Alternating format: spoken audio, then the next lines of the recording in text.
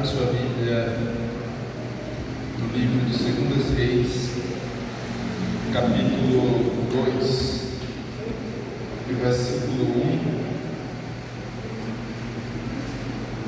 Versículo 1 adiante. 2 Reis, capítulo 2, versículo 1 adiante. Vamos tomar por base esse texto sagrado para estarmos meditando nesta noite, entre alguns minutos que nos é permitido. 2 Reis, capítulo 2.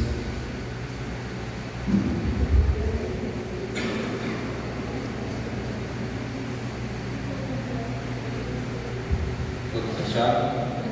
Bem? Nossos jovens aí encontraram desde 2 Reis. Vamos lá. Quando o Senhor estava para tomar Elias ao céu num redemoinho, Elias saiu de Gilgal em companhia de Eliseu. E Elias disse a Eliseu: fique aqui, porque o Senhor me enviou a Betel. Mas Eliseu disse: tão certo como vive o Senhor e como você vive, não o deixarei sozinho. E assim foram até Betel. Glória a Deus. Versículo 3. Os discípulos dos profetas que estavam em Betel saíram ao encontro de Eliseu e lhe perguntaram: você sabia que hoje o Senhor levará o seu mestre elevando-o sobre a sua cabeça? Ele respondeu: sim, eu também já sei, mas se não digam nada. Então Elias disse a Eliseu: fique aqui, porque o Senhor me enviou a Jericó. Assim Eliseu disse: tão certo como vive o Senhor e como você vive, não o deixarei sozinho. E assim foram a Jericó.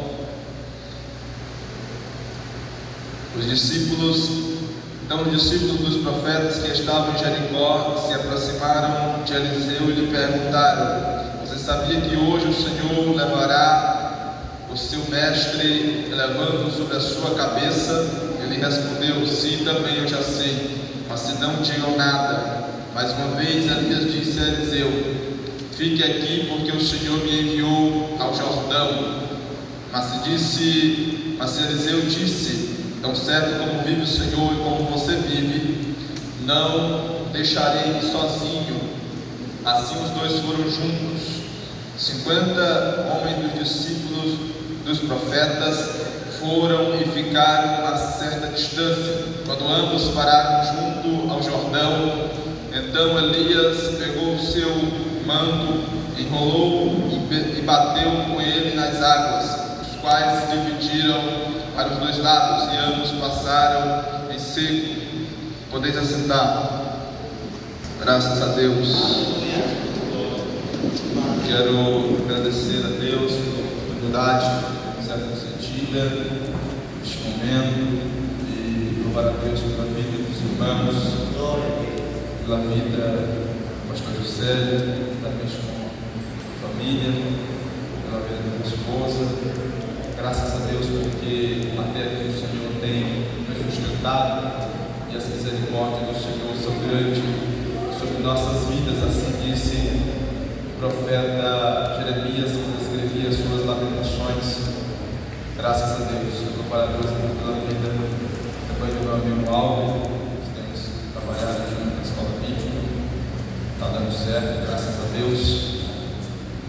E meus irmãos, tomando por base este texto sagrado de 2 Reis, capítulo 1, capítulo 2, e versículo 1 ao versículo 6, ao versículo 8, melhor dizendo, essa passagem, nós aqui nos deparamos com um período, conforme que o irmão Alves já falou, período que os filhos de Israel estavam cativos na Babilônia. O período do cativeiro era um período caótico e e deplorável quanto à espiritualidade de Judá e quanto à moral de Judá.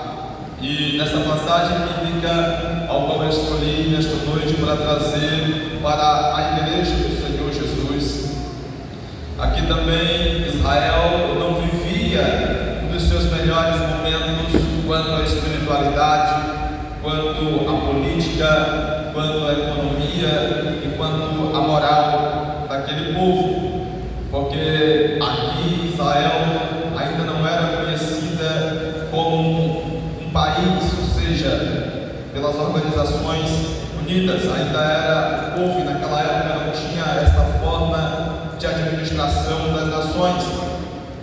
E aqui nós vemos no capítulo 2, a epígrafe do texto nos diz que Eliseu ele vai ser agora o sucessor de Elias.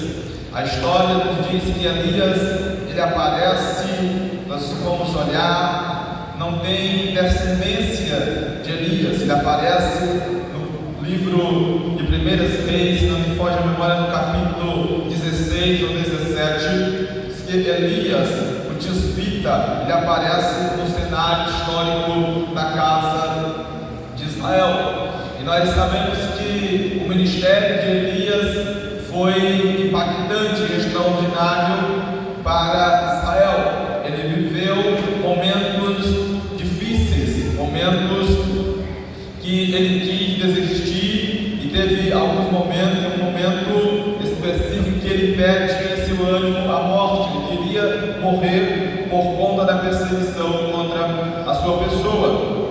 Mas Elias viveu uma vida de intimidade com Deus, de fidelidade e de temor ao Senhor, e Deus usou aquele homem naqueles dias, e ele foi a voz de Deus na terra. Louvado seja o nome do Senhor. Ele falou em nome do Senhor, muitos milagres e maravilhas, acontecimentos aconteceram através da vida de Elias.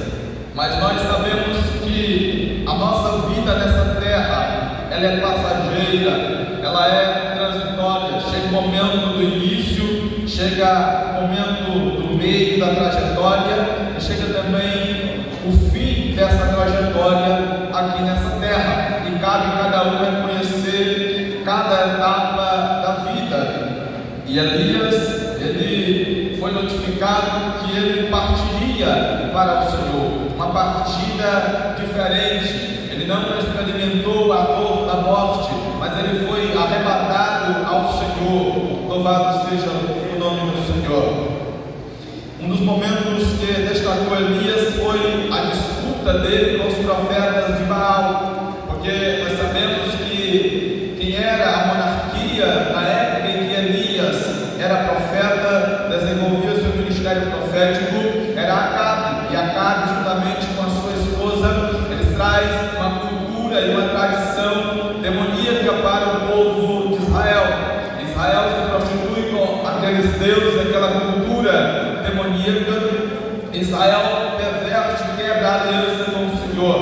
Mas Elias faz o desafio naquele monte chamado Monte Carmelo, e ali o Senhor faz prevalecer, aleluia, Elias sobre os profetas de Baal. Mas no capítulo 2 do livro de 2 Reis, nós percebemos que nessa passagem ao qual foi lida nesta noite, o escritor ele faz questão de citar os lugares em que Elias ele passa, ele frequenta antes da sua partida para o céu, antes do momento do arrebatamento que Elias iria enfrentar. O primeiro lugar em que o escritor cita que Elias passou juntamente com Eliseu antes do arrebatamento foi Gilgal. Louvado seja o nome do Senhor. O segundo lugar em que Elias passou juntamente com o profeta Eliseu foi Betel.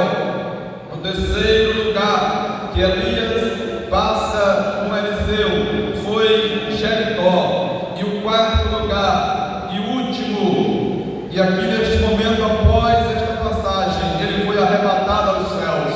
O quarto e último lugar foi Louvado seja o nome do Senhor. Nesta noite eu quero trazer um pequeno título para esta mensagem: as quatro escolas da vida, ou os 4 estágios da vida do crente. Louvado seja o nome do Senhor. Nós vamos aprender nesta noite através desses 4 lugares frequentados por Elias e Eliseu, antes que Elias fosse arrebatado. Gilgal foi o lugar após Israel ele passar o Jordão, sob a liderança de Josué, quando o Senhor abre o Jordão ao meio, separa as águas do Jordão. Era um dos rios muito conhecido da época daquele povo. E após eles passarem o rio Jordão, a história nos diz no livro de Josué que Israel, eles acampam as suas tendas, acampam o arraial ali naquele lugar chamado Gilgal, naquela cidade, já na terra de Canaã, a terra a qual Deus falou no passado a Abraão, a Isaac e a Jacó, dizendo que daria a sua descendência àquela terra. E após eles passarem o Jordão, eles armam as suas tendas em Gilgal. A palavra Gilgal, ela significa removido ou rolar para longe. Louvado seja o nome do Senhor. Em Gilgal é o primeiro estágio da vida do cristão. Louvado seja Deus. Gilgal foi um acampamento onde o povo ficou por algum momento, e ali eles começaram a aprender mais de Deus. Eles já estavam pisando na terra da promessa, eles já estavam pisando na terra a qual Deus disse que era uma terra que emanaria leite e mel. Então, quando eles chegaram ali, e este povo que entra, que atravessa o Jordão, não foi o mesmo povo que saiu do Egito. Os irmãos sabem disso. Os irmãos que estudam, que leem a Bíblia, sabem disso.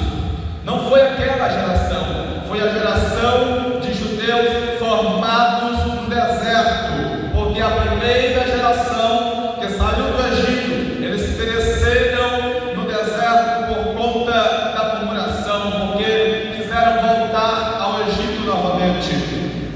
E esta geração que entra, atravessa o Jordão e que arma as suas tendas em Gilgal, eles ali em Gilgal começaram a aprender do Senhor, começaram a conhecer o Deus que cuidou deles no deserto, começaram a ter relacionamentos com Deus que cuidou deles no deserto, começaram a conhecer a Deus através da palavra. A Bíblia diz que depois que eles passaram o Jordão, e ali Josué ainda ficou como o líder, como o general daquele povo, e a história nos diz, finalizando Josué e entrando em Juízes, que eles serviram ao Senhor, eles temiam ao Senhor, eles eram fiéis ao Senhor. E a história nos diz que após a morte de Josué, ali ainda ficou os homens zelosos pela palavra de Deus, ficou os anciãos, os homens de Deus, e que Israel continuava servindo ao Senhor de uma forma íntegra e santa e fiel. Louvado seja o nome do Senhor. Mas, como eu já falei, Gilgal significa removido ou rolar para longe. Glória a Deus. Gilgal também nos faz lembrar, aleluia, ou pode representar, ou nos lembra o nosso primeiro amor. Louvado seja o nome do Senhor. Aquela geração de judeus que nasceram no deserto e que entraram na terra de Canaã, eles estavam presenciando o primeiro amor. Eram os primeiros relacionamentos com Deus, era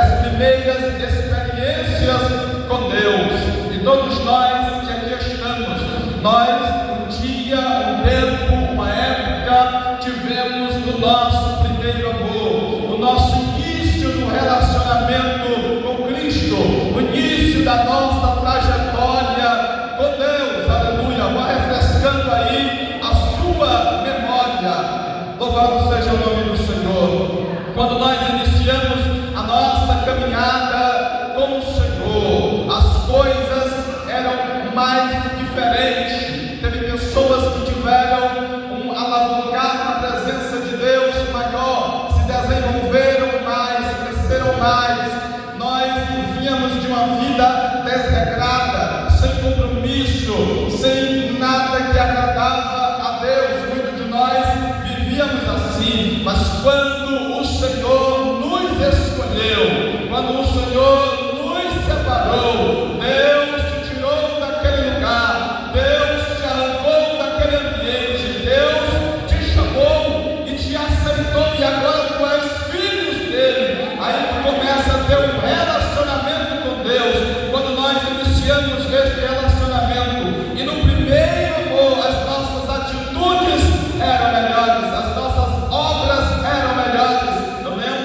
Eu lembro que quando tiro por mim, novo convertido, refresca aí a sua memória. Nós chegávamos no culto, nós orávamos de joelho, às vezes 10, 15, 20 minutos, e ali o irmão já mais antigo achava isso até exagerado, mas orávamos ali, os hinos da harpa cantávamos todos eles, acompanhando mesmo sem saber. Oração, crente novo convertido não perde, ensaio não perde também, todas as programações que tem na casa de Deus não perde. Por quê? Porque está experimentando o primeiro amor, aleluia, louvado seja o nome do Senhor.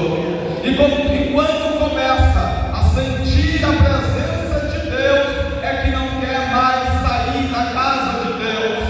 Quando o novo convertido ele sente a presença de Deus pela primeira vez, e que ele sente aquelas lágrimas quentes rolando em seu rosto, algo que ele nunca sentiu na sua vida, ele não quer mais sair daquele ambiente, ele já quer chegar no céu, ele quer viver naquele ambiente para todos os dias, como diz o salmista Davi. Louvado seja o nome do Senhor, glória a Deus. Então, Gilgal representa o nosso primeiro amor. Quando nós tínhamos este primeiro amor, nós chegávamos no culto, nós não íamos observar o ambiente, nós não íamos observar as pessoas, nós não íamos ficar distraídos com coisas exteriores, mas nós estávamos focados na adoração a Deus, e Deus recebia esta adoração verdadeira, perfeita, sincera, incomodava a Deus, e Deus respondia, aleluia. Louvado seja o nome do Senhor, glória a Jesus. Nós não observávamos quem estava pregando, quem estava cantando, se o louvor agradou, se não agradou, se a palavra foi boa, se não foi. Nós estávamos com o intuito de adorar a Deus, de servir a Deus. Era assim ou não era, irmão? Glória a Deus. Então, Israel estava experimentando, através da passagem, nós falamos aqui que Elias passou por este lugar, experimentando o primeiro amor. É no primeiro amor, como significa a palavra Gilgal, que Deus removeu de nós o passado obscuro que nós tínhamos. Deus removeu de nós o passado que nós temos vergonha. Deus removeu de nós um passado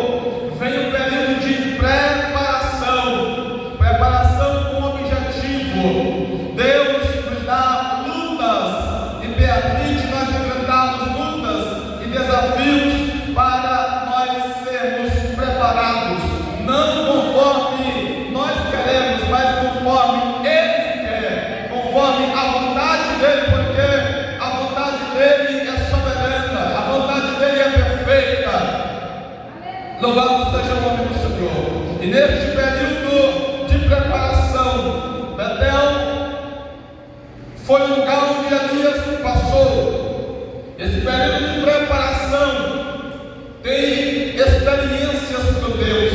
Tem crente aqui que, se eu fosse perguntar, vou levantar a mão e dizer assim: irmão, conte as suas experiências com Deus. E dessas experiências com Deus, desse período de preparação, meu amigo Albert, tem crentes que ele sente saudades desse tempo da preparação. Tempo em que Deus estava lhe preparando, tempo em que Deus estava lhe forjando, tempo em que Deus estava tirando as coisas que não agradavam a Deus e colocando as coisas para o teu aperfeiçoamento e a tua melhora espiritual, para o reino de Deus crescer. Aleluia. Foi em Betel que o patriarca Abraão, nosso pai na fé, ele armou a sua primeira tenda ao chegar à terra de Canaã. A Bíblia nos diz que no capítulo 12 de Gênesis, Deus fala com Abraão e diz para ele sair de Padã-Arã e ir para uma terra que ele ainda mostraria. Quando ele chega em Canaã, a Bíblia diz que ele fica ali próximo de Betel e Ai, e ele edifica a sua tenda em Betel, e ali ele armou a sua tenda. Após armar a tenda, ele edifica um altar ao Senhor. Ele foi fazer um culto ao Senhor, ele foi adorar a Deus em Betel. Ali ele armou a sua primeira tenda. Ali Abraão estava começando também as suas experiências com Deus. Deus já falava com Abraão pela segunda vez. A Bíblia diz também no capítulo 35 do Gênesis que Deus ordenou que Jacó, o patriarca Jacó, ele voltasse a Betel. Voltasse para quê? Para renovar a aliança com Deus, para renovar a aliança dele com Deus, porque nós sabemos que Jacó era filho crente, o pai é crente, a mãe era crente, mas Jacó tinha suas artimanhas, tinha suas formas de crescer, e ele cresceu, e ele prosperou, e ele se tornou um homem grande e importante no Oriente. Mas Deus tinha propósitos com ele. Ele era patriarca, ele era filho de Isaac. No capítulo 28, se não me foge a memória, quando ele saía de Canaã, com direção a Padã-Arã, porque o pai dele disse: olha, a mãe dele disse: foge, porque o teu irmão intenta te matar. Quando ele fugia, ele chega justamente em Betel, e ali ele dorme, e a Bíblia nos diz que ele teve um sonho. Jacó ainda não tinha experiências com Deus, Jacó era ainda muito novo e não tinha esse relacionamento com Deus. Quando ele dorme ali, a Bíblia diz que ele sonhou, e no sonho ele teve a visão da escada, e Deus aparece a ele em sonhos e disse: a esta terra que tu estás neste momento, que tu está declinando a tua cabeça, eu darei a ti e a tua semente. Louvado seja Deus. Quando Jacó acorda no sonho, ele cai na real sua consciência que Deus estava naquele lugar, e que Deus falou com ele, e ele disse: Deus está neste lugar. Então este lugar não é outro lugar senão a casa de Deus, a porta dos céus. Louvado seja Deus.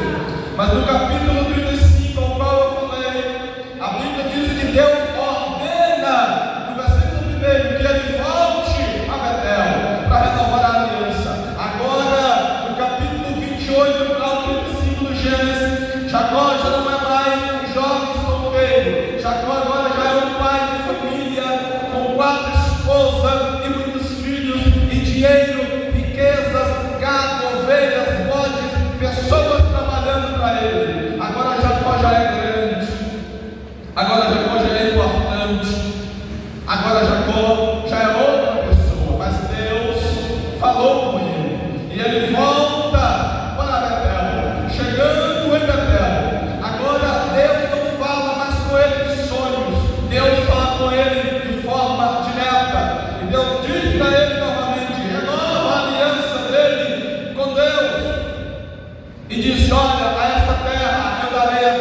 tua descendência.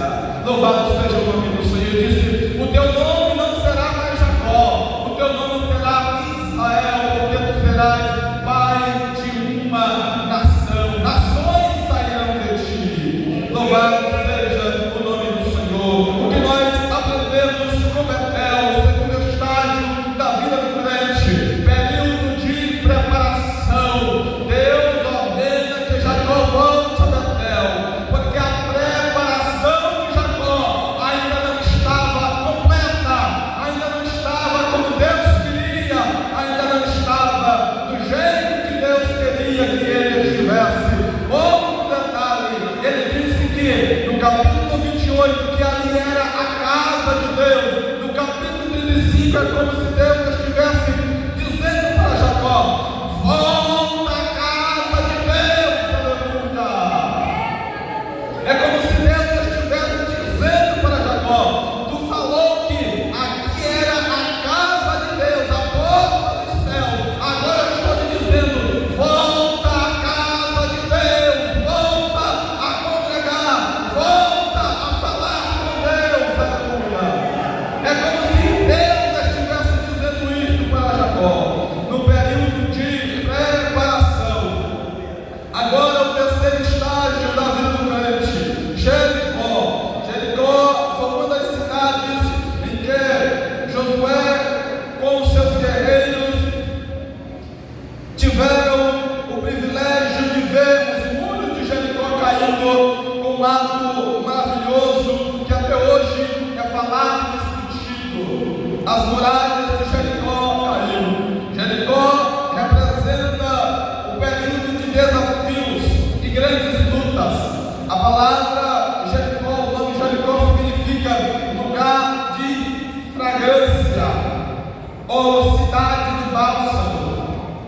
Quando Josué chega ao pé de Jericó, e Deus ordena, os irmãos sabem disso, toda a história das trombetas tocadas, 7 dias, as 7 vezes, e ali estava também, morava a prostituta chamada Raabe, que guardou os espias que foram espiar a cidade de Jericó. É como se, quando Jericó estava à frente, e Josué olhando para aquela cidade, olhando a espessura dos muros, olhando como aquela cidade era fortificada, e olhando o contraste que Israel era, porque Israel não tinha exército para guerrear com Jericó, um exército de Jericó. É como se Josué estivesse olhando e dizendo: é impossível, é muito difícil.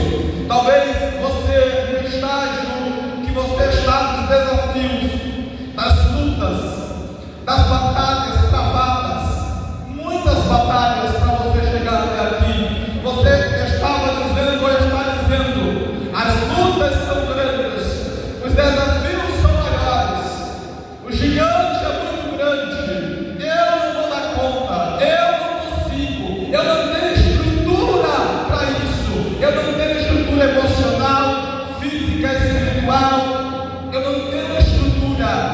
Mas a vitória, ela tem um cheiro de fragrância, aleluia. A vitória, ela tem um bálsamo, glória a Deus, que não te deixa desistir, que não te deixa parar, que não te deixa retroceder, que não te deixa voltar atrás.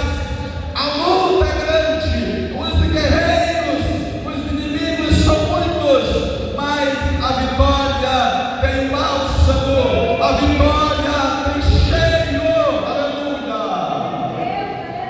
A vitória está lá na frente, e ela tem cheiro, ela tem bálsamo, ela tem fragrância para as nossas vidas.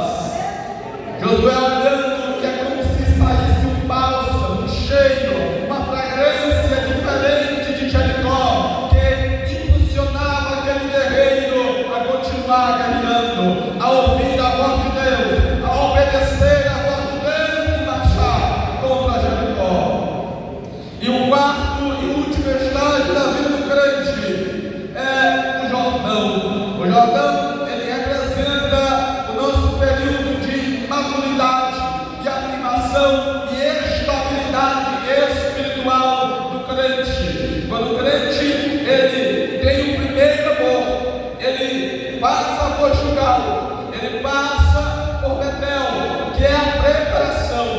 Ele chega a Jericó. Depois de preparado, ele vai para os desafios. Deus não manda os seus soldados desarmados ou despreparados para a batalha. Lutas, desafios. Agora chega o período de experimentar o sobrenatural de Deus, de experimentar coisas que nós nunca experimentamos, coisas que nós nunca vimos, como o apóstolo Paulo, que ele diz na carta aos Coríntios: um homem eu não sei, mas que ele teve revelações, visões inefáveis, ao qual eu não sou digno de falar. Ele foi ao terceiro céu. Louvado seja o nome do Senhor. No quarto período, o crente já está maduro, ele já está firme, ele já está forte. Agora é o momento em que Deus envia para ganhar almas para Cristo.